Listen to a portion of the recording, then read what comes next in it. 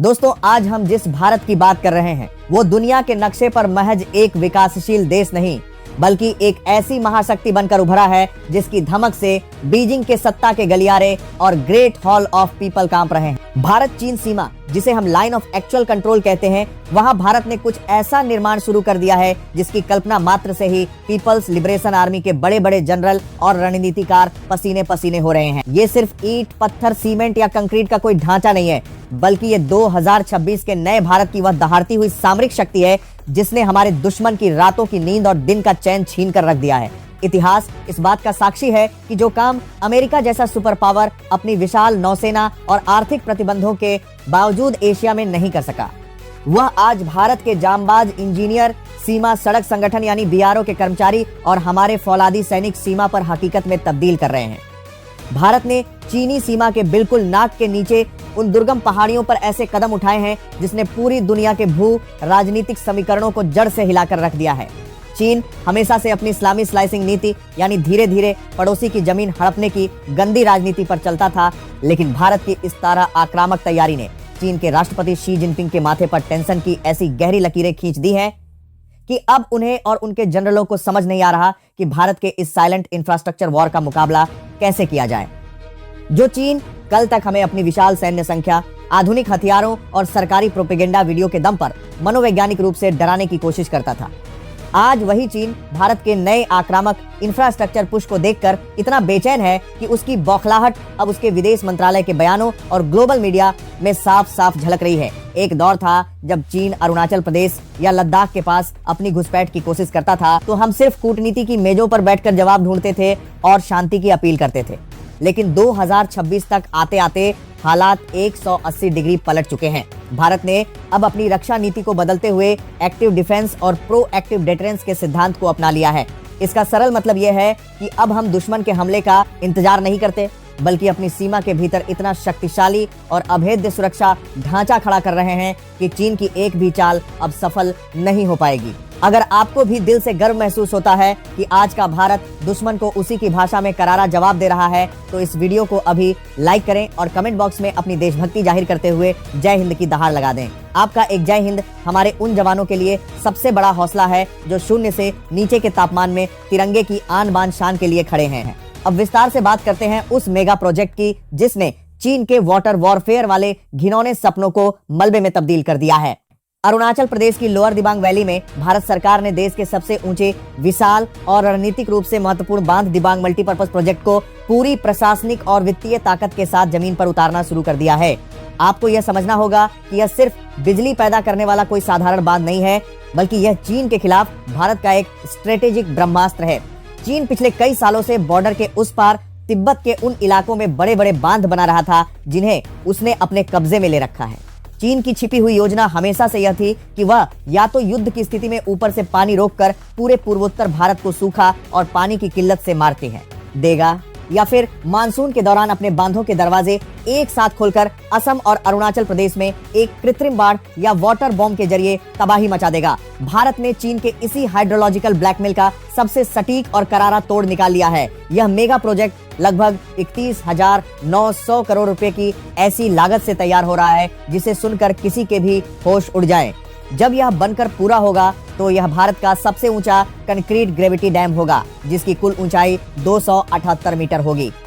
यह बांध अकेले 2800 मेगावाट की प्रचंड बिजली पैदा करेगा जो न केवल हमारे नॉर्थ ईस्ट के राज्यों को एक बड़ा औद्योगिक हब बनाने में मदद करेगी, बल्कि सीमावर्ती इलाकों में तैनात हमारे high intensity radar system, anti aircraft gun और दूरदराज की सेना की चौकियों को 24 घंटे बिना किसी पावर कट के बिजली की सप्लाई प्रोवाइड करेगी। विशेषज्ञों की रिसर्च बताती है कि इस बांध की वाटर स्टोरेज यानी पानी जमा करने की क्षमता इतनी विशाल रखी गई है कि अगर चीन भविष्य में तिब्बत से अचानक और बहुत बड़े पैमाने पर पानी छोड़ता भी है तो दिबांग बांध उस पूरे दबाव को अपने भीतर सोख लेगा और नीचे रहने वाले हमारे लाखों लोगों को बाढ़ की विनाश लीला से बचा लेगा।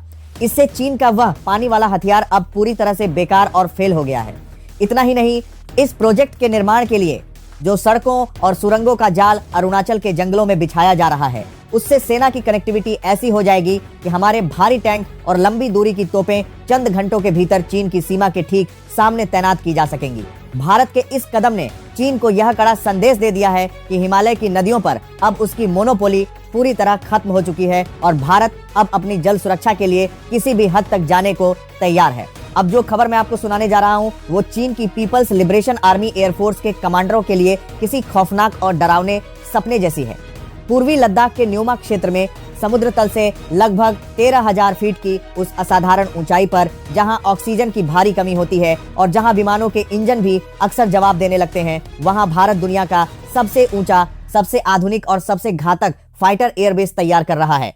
चीन ने पिछले 3-4 सालों में एलएसी के दूसरी तरफ अपने हॉटन, काशगढ़ और नगारी गरगुंसा जैसे हवाई अड्डों को बहुत अपग्रेड किया था। उन्हें लगा था कि वे ऊंचाई का फायदा उठाकर भारतीय वायुसेना को दबा देंगे, लेकिन न्यूमा एयरबेस उन सब के लिए काल साबित होने वाला है। इसे लगभग 230 करोड़ की शुरुआती लागत से बॉर्डर रोड्स ऑर्गेनाइजेशन यानी बीआरओ द्वारा युद्ध स्तर पर दिन रात काम करके तैयार किया जा रहा है।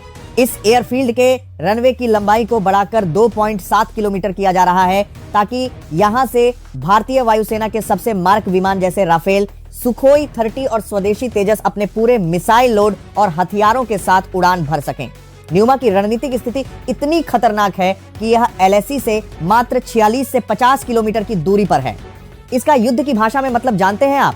इसका मतलब यह है कि जैसे ही हमारा राफेल जेट यहां से टेक ऑफ करेगा, महज 120 सेकंड यानी सिर्फ 2 मिनट के भीतर वह चीन के हवाई क्षेत्र में घुसकर उनके महत्वपूर्ण ठिकानों को तबाह कर सकता है।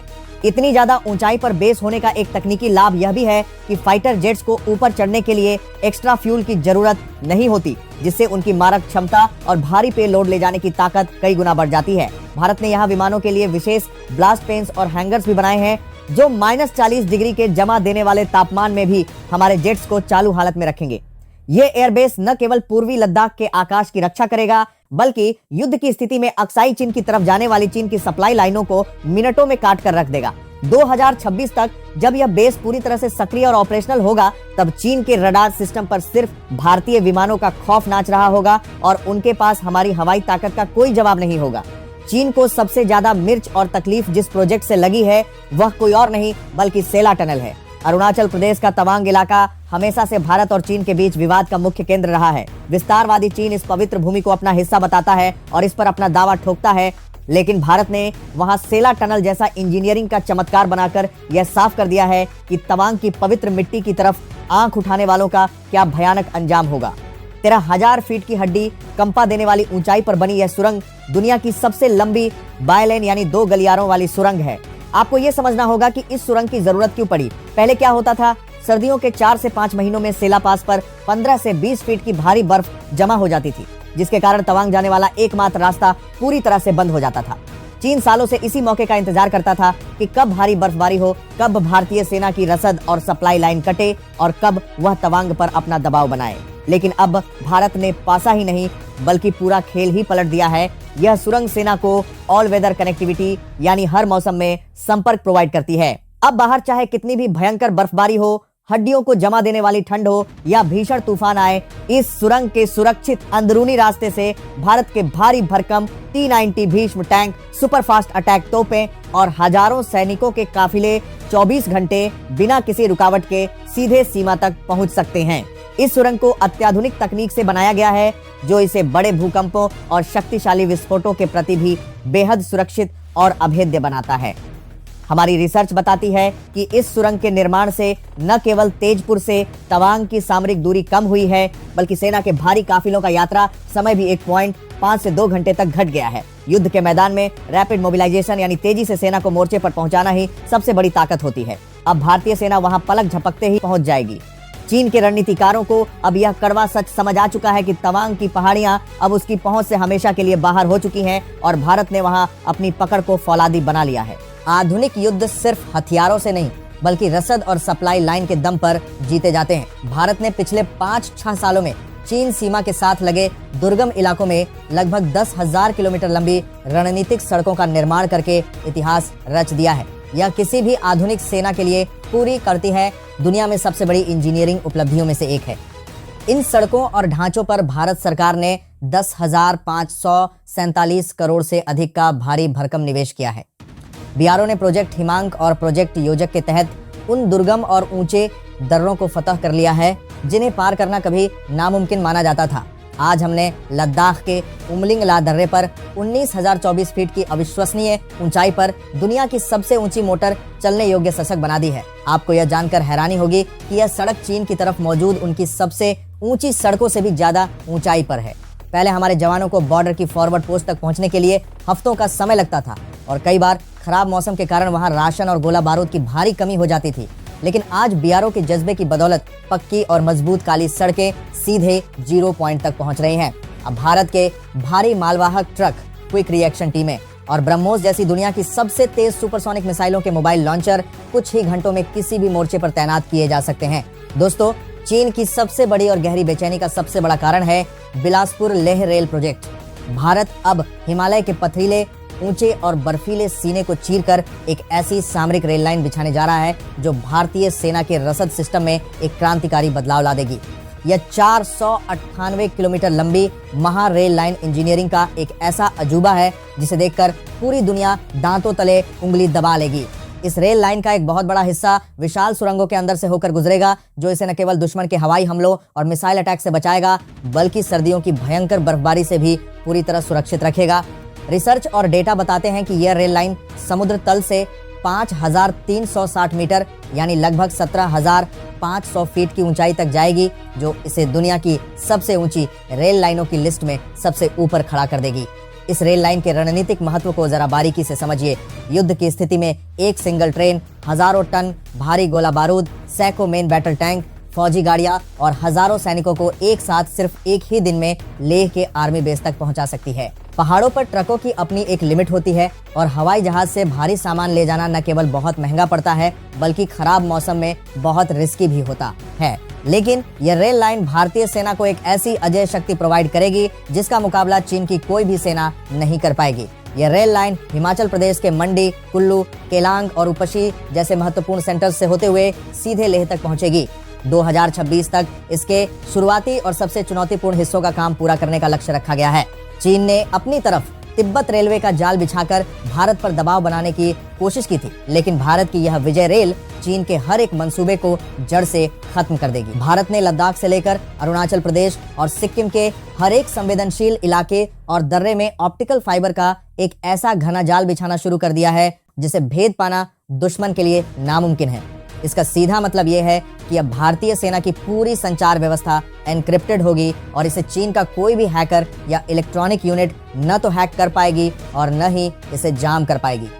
हाई स्पीड इंटरनेट और सुरक्षित फाइबर लाइन की वजह से बॉर्डर की एक एक इंच की जानकारी रियल टाइम में सिर्फ कुछ ही मिलीसेकंड्स में सीधे दिल्ली के वॉर रूम और आर्मी हेडक्वार्टर तक पहुंचेगी। इसके साथ ही भारत ने सीमा पर ऐसे स्वदेशी रडार सिस्टम और अत्याधुनिक थर्मल सेंसर तैनात कर दिए हैं जो चीन के तथाकथित स्टील्थ विमानों और उनके जासूसी ड्रोनों को उनकी अपनी सीमा के अंदर ही पकड़ लेते हैं। चीन हमेशा अपनी साइबर वॉर की ताकत और धोखे वाली तकनीक पर बहुत भरोसा करता था, लेकिन भारत के इस फौलादी डिजिटल कवच ने उसकी इस ताकत को पूरी तरह से बेअसर कर दिया है। क्या आपको भी ऐसा लगता है कि भारत की यह अभूतपूर्व और तूफानी तैयारियां चीन को उसकी असली औकात दिखाने के लिए काफी हैं?